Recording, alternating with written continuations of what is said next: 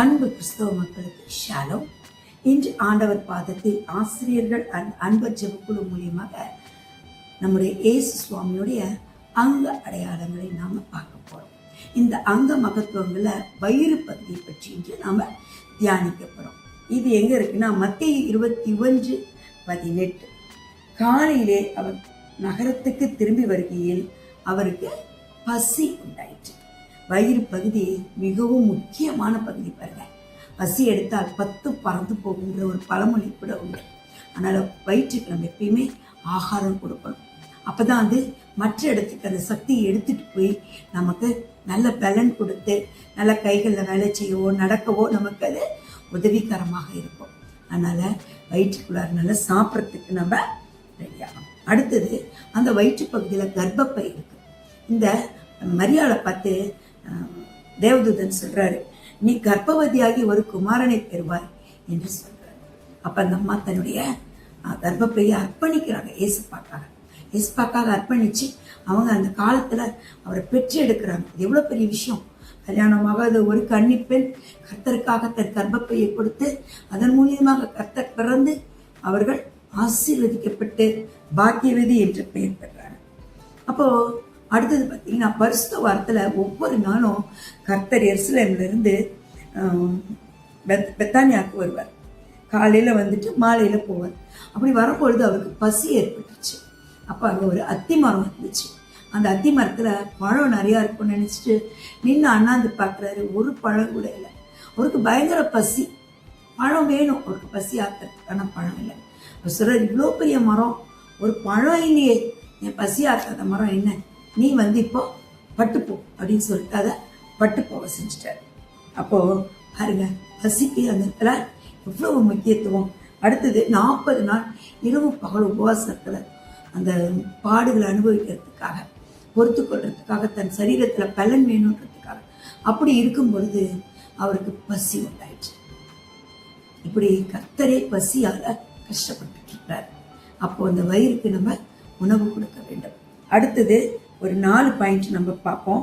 1, எலியா ரொம்ப பசியோடு உட்கார்ந்துருக்கும் போது அந்த இடத்துல காகம் அவருக்கு போஜனத்தை கொடுக்குது. ரொம்ப பசியோடு உட்கார்ந்துருக்காரு, எங்கிருந்தோ காகம் ஓடி வந்து அவருக்கு சாப்பாடு கொடுக்குது. அடுத்து பார்த்தீங்கன்னா, இஸ்ரவேல் மக்கள் எல்லாம் நடந்து வந்துட்டு இருக்கும்போது அவங்களுக்கு பயங்கர பசி அந்த வனாந்தரத்துல. அப்போ கர்த்தர்ட்ட கேட்குறாங்க, எஸ்பாங்களுக்குலாம் ரொம்ப பசிக்குதே. அப்போ மன்னாவை கொடுக்குறாரு, பசியை போக்குறாரு மக்களுக்கு. மக்கள் பசியோடு இருக்கிறாங்களே, வயிறு பசி ரொம்ப கஷ்டமாச்சேன்னு அவங்களுக்கு மன்னாவை கொடுக்குறாரு. அடுத்தது, பெரும் பாடுள்ள ஸ்திரீ. அந்த அம்மாவை யோசிச்சு பாருங்க, 12 வருடம் பாடுகளை அனுபவிச்சிருக்கிறாங்க. எவ்வளவு கொடுமை. ஒரு பெண்ணுக்கு 3 நாளே கஷ்டம், ஆனால் 12 வருடம் எவ்வளவு போராட்டம். தன்னோட சொத்தெல்லாம் வித்துட்டாங்க, ரொம்ப கஷ்டப்பட்டு இருந்திருப்பாங்க. கர்த்தர் அவங்கள குணமாக்குறாரு. இப்படி வயிற்றிற்கு உணவும் தாகத்துக்கு நீரும் கொடுத்து நம்ம வயிறை பாதுகாத்துக் கொள்வது போல கர்த்தர் நமக்கு ஆத்ம பசியை போக்கிக் கொள்ள நம்ம என்ன பண்ணணும்? கர்த்தரை தேடி ஓடிப்போம். ஏன்னா இந்த 40 நாளும் நம்ம ஒவ்வொரு வருடமும் இந்த லென்த் நாட்களை எதற்காக நம்ம இப்படி ஒரு சிறப்பாக கையாளுகிறோம் என்றால், இந்த 40 நாளும் நம்மை நாம் சீர்படுத்திக் கொள்வதற்காக, இல்லையா? நம்மை நாமே சீர்படுத்திக்கணும். எப்படி சீர்படுத்துறது? அப்பா, நான் என்னுடைய இந்த வருடத்துல ஏதாவது தவறு செய்திருந்தா என்னை மன்னிச்சிருங்கப்பா. இந்த 40 நாளும் நான் ஃபாஸ்டிங் இருக்கிறேன். அப்பா, இந்த 40 நாளும் வசனத்தை பைபிளை வாசிச்சு முடிச்சிடுறேன்.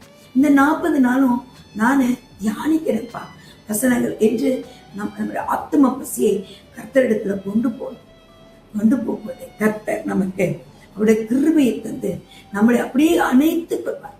என் மகள் ஓடி வருது என்கிட்ட எப்படியாவது இந்த ஆத்ம பசியை போக்குங்கப்பான்னு ஓடி வருதே, என் மகளுக்கு நான் நிறைய செய்யணும்னு ஏசப்பா நம்மளை தேடி வருவார்.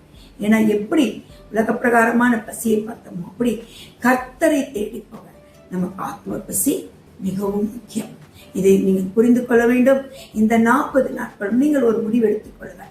அப்பா, இந்த வருடத்தில் நான் பைபிளை வாசித்து முடிப்பேன், 119ஆம் சங்கீதத்தை எழுதுவேன், இல்ல தியானிப்பேன், இல்ல உபவாசம் பயிர்த்தனால் எனக்கு என் குடும்பத்துல ரட்சிக்கப்படாத மக்களுக்கு ரட்சிக்க கொடுங்க.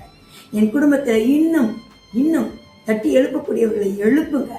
இல்ல நம்ம பக்கத்து வீட்டுல நம்ம சுற்றத்தார் எல்லாரையும் கர்த்தருடைய பாதத்துல கொண்டு வந்துட்டு நமக்கு இந்த 40 நாள் உபயோகமாக இருக்கும். எனவே இந்த 40 நாளும் நம் கர்த்தரிடத்தில் நம்ம ஆத்ம பசியை போக்க தேடி போவோம். கர்த்தர் நம்மை அணைத்துக் கொள்வார், நம்முடைய பசியை போக்குவார், நம்மை வழி நடத்துவார். ஒரு நிமிடம் நம்மை நாமே தாழ்த்தி கர்த்தருக்கு ஒப்பு கொடுப்போம்.